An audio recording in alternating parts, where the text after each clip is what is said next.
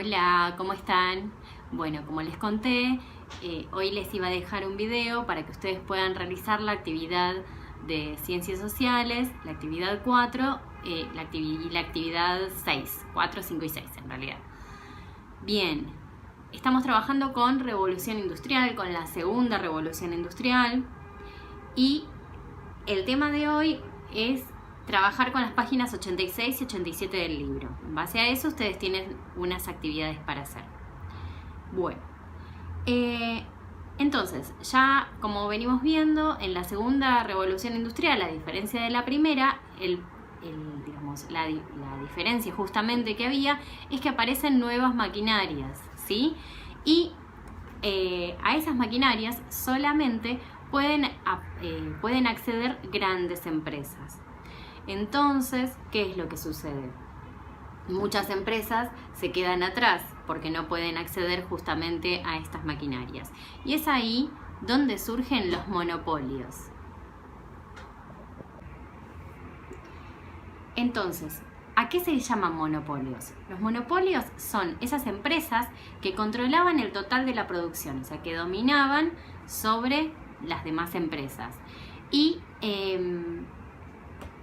de un mismo producto. Ellos eran quienes fijaban el precio porque no tenían otros competidores. Entonces ahí es donde influía si el precio era muy alto o muy bajo. Muy bien, ¿en qué país se había originado la revolución industrial? ¿Se acuerdan? En Gran Bretaña, muy bien.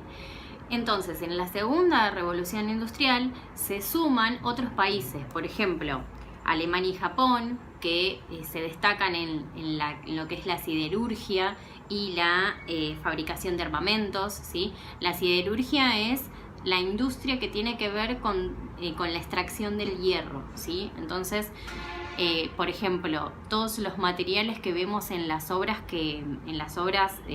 por ejemplo, de las autopistas o de las rutas, o las construcciones de edificios, esos hierros fuertes, bueno, provienen todos de la industria siderúrgica. Y además también otros metales, por ejemplo, para fabricar electrodomésticos, por ejemplo, ¿sí? A eso se dedica la de siderurgia. Bien, por otro lado, Alemania era otro país que también se destacaba en la industria química, en los materiales eléctricos, ¿sí? Y por otro lado estaban Estados Unidos y Francia, que ellos formaron empresas que fueron importantes para que los gobiernos se fortalezcan, ¿sí? Y crecer a nivel económico. ¿Se entiende? Esto es un detalle para que ustedes sepan, digamos, a qué se dedicó cada país, ¿sí? Y cómo se fueron sumando a la revolución industrial, que ellos también fueron partícipes de la revolución industrial. Eran los países más industrializados del mundo. Todo este proceso se denominó División Internacional del Trabajo. ¿Qué quiere decir? Que por un lado estaban los países más industrializados que avanzaban en estas industrias y tenían estas fábricas, entonces ellos lo que se dedicaban a la manufactura. Manufactura quiere decir todo el proceso que se hace dentro de las fábricas. Y los otros países que no participaban, que eran otros países de Europa, por ejemplo, países de América, ¿sí? Ellos lo que hacían era proveer la materia prima. ¿Qué significa? O sea, proveer todos los materiales que se necesitan para producir. Bueno, entonces, con lo que estuvimos viendo recién y más el apoyo del libro, ustedes pueden ya resolver el punto 1 de la actividad 4, ¿sí? Que tienen que responder las preguntas. La importancia de la segunda revolución industrial, a qué se denomina monopolio, se acuerdan que los dije hace un ratito, y de qué se trata la División Internacional del Trabajo.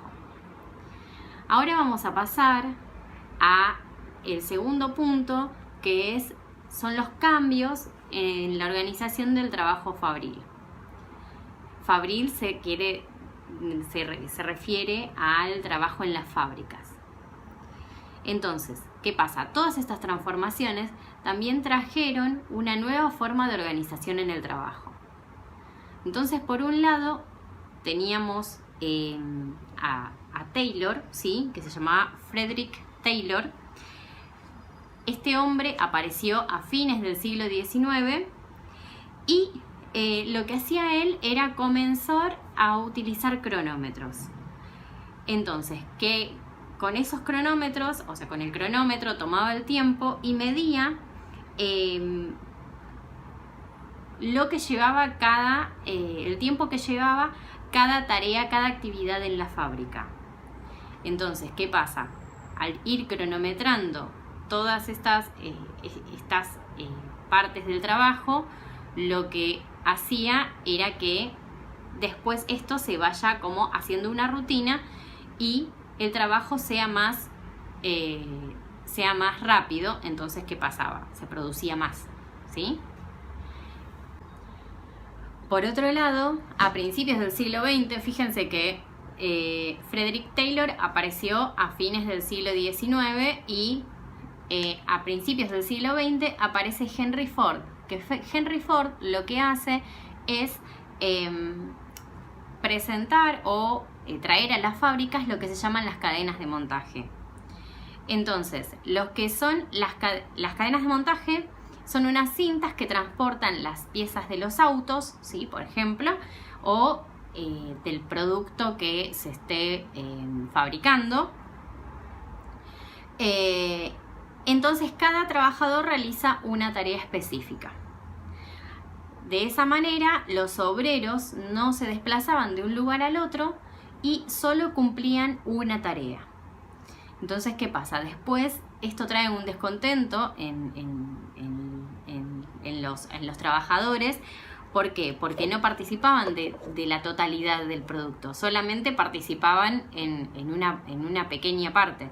Entonces, era como que el trabajo se volvía repetitivo y aburrido. Entonces, por un lado tenemos a Taylor y a Ford. Entonces, ellos dos son quienes organizan lo que es el trabajo en las fábricas. Bien, y en el último punto, en la última actividad del punto 4, dice qué puntos tenían a favor y en contra estos cambios en las fábricas. Como les dije recién, que a favor lo que tenía era que se organizaba mejor el trabajo, por ejemplo, que tardaban les llevaba menos tiempo, entonces se podía producir más, ¿sí? Y en contra es que, por ejemplo, los trabajadores no participaban de todo el proceso del producto, sino que participaban de una sola parte y el trabajo, como les dije, era repetitivo y aburrido.